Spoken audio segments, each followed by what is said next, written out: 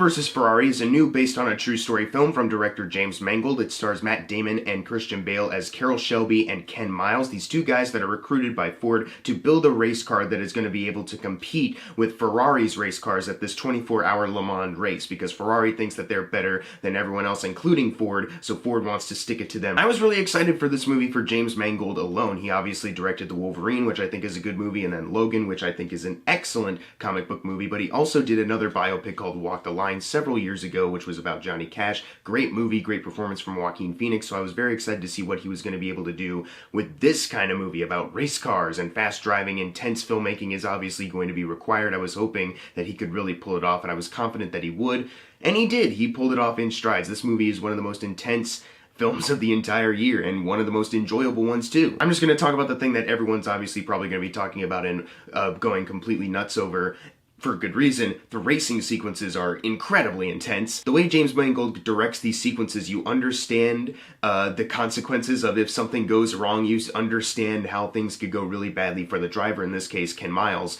So you're really on the edge, like always worried, like what is going to happen? I hope nothing bad happens. And me not knowing anything about this true story, this was all just very brand new to me. I didn't do any research beforehand. I didn't know anything about this, so it was just unfolding as it went along, and I was just constantly nervous because I didn't know what was going to happen. And James Mangold really does put you on the edge of your seat with his cinematography, the way it's scored by Marco Beltrami, who did a really great job. He's one of those composers. He's done a couple other things like A Quiet Place and Logan and The Wolverine. He did a really great job scoring this film as well. If they used any visual effects during these sequences, I honestly wouldn't be able to tell. Everything looked so practical and real. Like everything seemed really dangerously real. Like I honestly was fearing for Christian Bale in a lot of these sequences just off of the fact that it looked too real to be faked. But what I also love about these racing sequences, besides the fact that they're just well-made sequences in general, like obviously, but I really did like the story going on with it. Not the whole Ford versus Ferrari thing, because that actually ends up being like the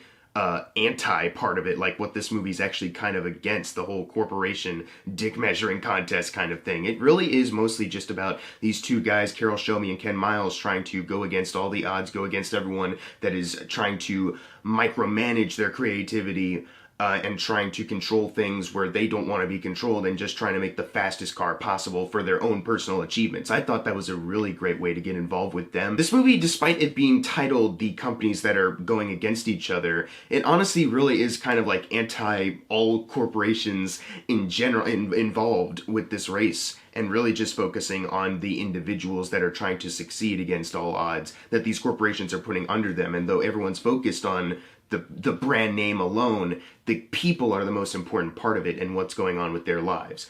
That's the most interesting part of this movie, and that's what makes the racing so good. Because honestly, that was my biggest fear going in. Like, okay, Ford is obviously going to be funding this movie probably because they got to use the name, and Ferrari maybe too. I'm going to be really, really upset if this movie's just all about how Ford is great and wonderful and like just this perfect company. And it's not about that at all. We have a really great slimy performance from someone who works at Ford, played by Josh Lucas, and he just kind of is like, he's that kind of character that you hate, but you don't like, oh, I love to hate this guy. Like, he actually like makes you feel enraged, not because he's a bad character, but because you're sure that he represents like a bunch of people that were making certain decisions that you know will affect our two characters greatly, but because he's with the corporation, that's the only mindset he has. And it made me feel so angry, like you almost want to jump into the screen and beat him up yourself like Christian Bale would. But he's not one of those characters that's just kind of cartoony, like, oh, bad guy. He's representing something that actually is a serious problem. And that does lead me to obviously the biggest strength of this movie, besides, as I mentioned, the racing sequence and the filmmaking itself.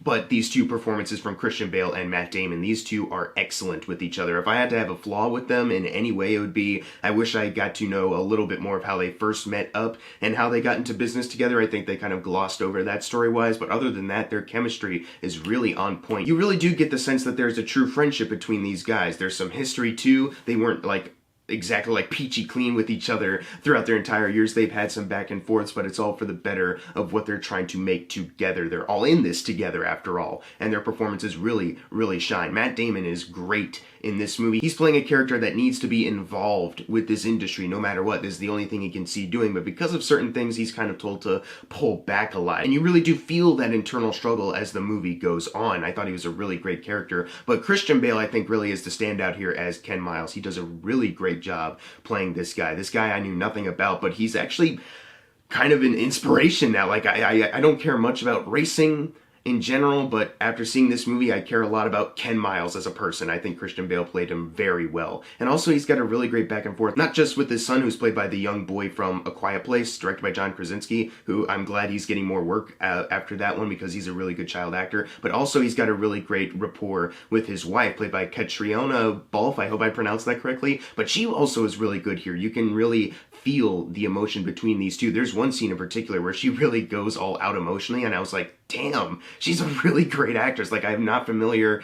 with anything she's really done before, except she's done a voice on the Dark Crystal Netflix show. But she was like, she really shined out here. I hope to see her more. I want to explore her filmography more, because she really proved in like one scene where she just really pours everything out there that she's a great actress, and she and Christian Bale had a good rapport with each other. Jon Bernthal, who I thought was only going to be in this movie for like 5 minutes, because I was looking on Twitter and there are like a bunch of memes of Jon Bernthal only being in movies for 5 minutes, so I thought that would apply to Ford vs. Ferrari too, but he had a pretty good role in this. I thought he did a really good job with what he had to do, and he was in it enough for me to care about his character. It's because of the great acting that we have here and the great filmmaking and honestly great writing for something that could have been really by the numbers and just really hokey. The writing for this movie is actually really genuine and inspirational and also crushing in certain moments. For a movie that is like about 2.5 hours long, the movie really does speed by really quickly. It's got a really fast pace to it, so honestly by the time the movie was letting out, I was surprised it was as late as it was. I was like, dang, that didn't really feel that long at all. The fast pace of it can work against the movie though. As I mentioned, they kind of do brush over how Ken Miles and Carroll Shelby kind of met and formed their friendship, which I think we could have seen a little bit more of to really strengthen their bond even more. They already had a great chemistry, but it could have been strengthened even more because of that.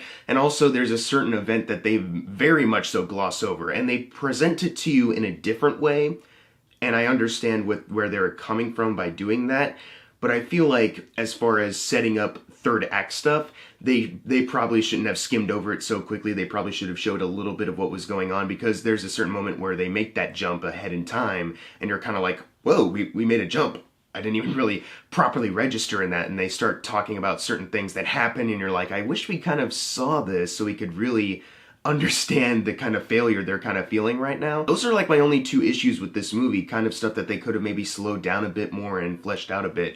I was never really bored with this film. The acting is incredible. Marco Beltrami did a good score, and James Mangold directed the hell out of this. It's a really fast-paced, engaging, intense movie that I got fully engaged with despite me not giving a crap about racing in general. I honestly do kind of respect the artistry of racing a bit more after seeing this movie, because it's something that you kind of recognize, like, yeah, they go really fast, but you really do kind of get the feeling of it in this movie, like, oh yeah, there's like an art to driving this fast and not crashing at every single turn. And I really do respect that kind of artistry in anyone who has that kind of skill. I definitely respect Ken Miles, the real-life man, because of this movie even more, so I'm really glad I got to see this story unfold without knowing anything beforehand. It's really well told. I'm going to give Ford vs. Ferrari an A-. Despite those pacing issues that I mentioned before, it is an engaging enough film that will get you on the edge of your seat, biting your nails, maybe biting your cuticles as well, but it is so worth the watch. It is such a good movie. But if you've seen Ford vs. Ferrari, leave in the comments below what you thought of it, and as always, thank you guys for watching. Make sure to subscribe. I'm Jackson Fulcher. See you guys next time.